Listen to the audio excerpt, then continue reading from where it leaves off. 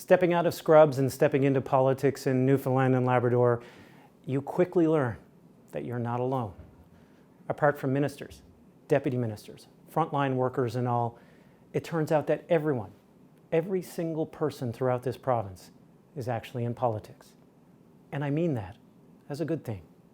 Concern means care. And the people of this province are so passionate about where they live, their communities, the people, the future.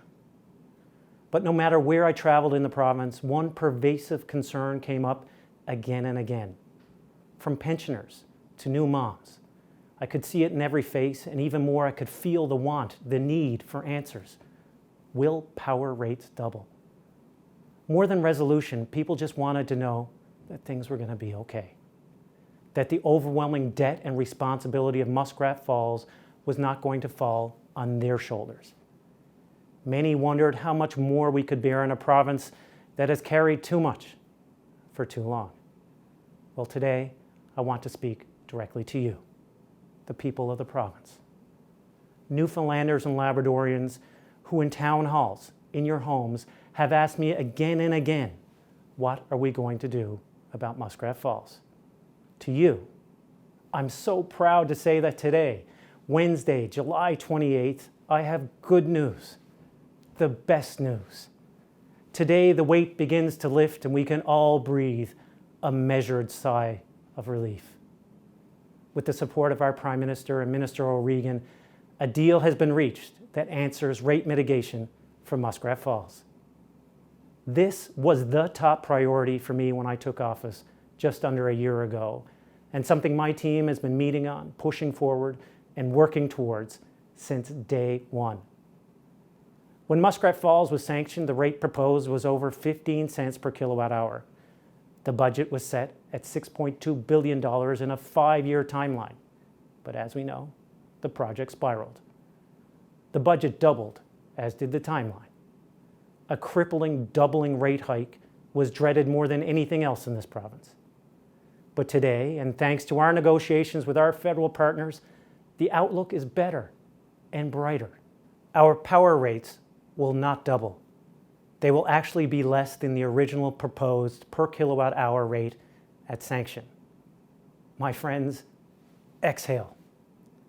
This $5.2 billion deal is a big moment that comes after many hours of research and negotiations. The federal government will buy a $1 billion asset share in the project and another $1 billion in loan guarantees. On top of that, we still own and control the asset. There are no giveaways. Even bigger than that is something that every administration in the last 20 years or more has tried but not succeeded to obtain.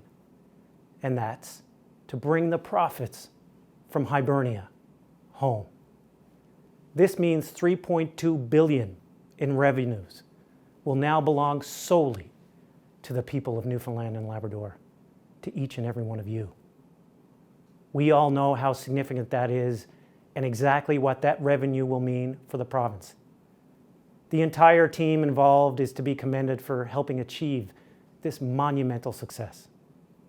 First and foremost, I have to thank Prime Minister Trudeau, who needs no reason to come out and visit one of his favorite parts of Canada. But this, sir, is the best one. Sincerely, thank you, Prime Minister. I can't tell you how much your involvement and concern for this project means to us and to all Newfoundlanders and Labradorians. And for our collaborative team of ministers, Freeland, LeBlanc, and of course, the incredible hard work and relentless efforts of our own Seamus O'Regan. Thank you for your partnership and perseverance. Thank you to the Newfoundland and Labrador Liberal Caucus as well. I'd also like to thank the strong friendship and counsel from Brendan Paddock, who took leave from his duties at Nalcor to take on the critical role as our lead negotiator. I would be remiss if I did not thank the hard work of my own caucus and cabinet. In particular, special thank you to Ministers Parsons and Cody. Today, we are making history for Newfoundland and Labrador, one that lets us all pause for a moment and take stock of where we are. We all know the difficult situation our province is in and the fight we still face. And my friends, I will not say that it will be an easy one, but it will not defeat us because we are Newfoundlanders and Labradorians. The history of this place is woven deeply in our hearts. Once upon a time, our communities had only each other to rely on.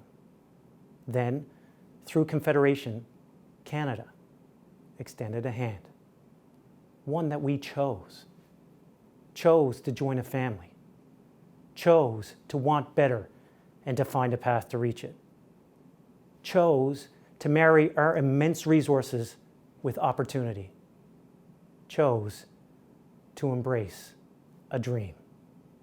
Ours is a history of finding a way no matter how much the odds are stacked against us. For centuries, we are and always have been a collective of people who do not just survive in hard times, we thrive.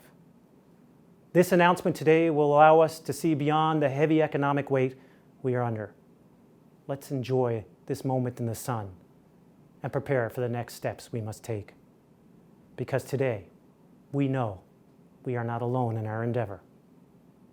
Our Canadian dream has always been to be a part of this family, one that recognizes our value, treats us with respect, and helps us realize our immense opportunities.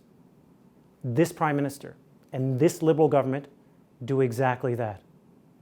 And for the battles we are facing, I can't think of anyone I'd rather have in the trenches with us than Prime Minister Justin Trudeau.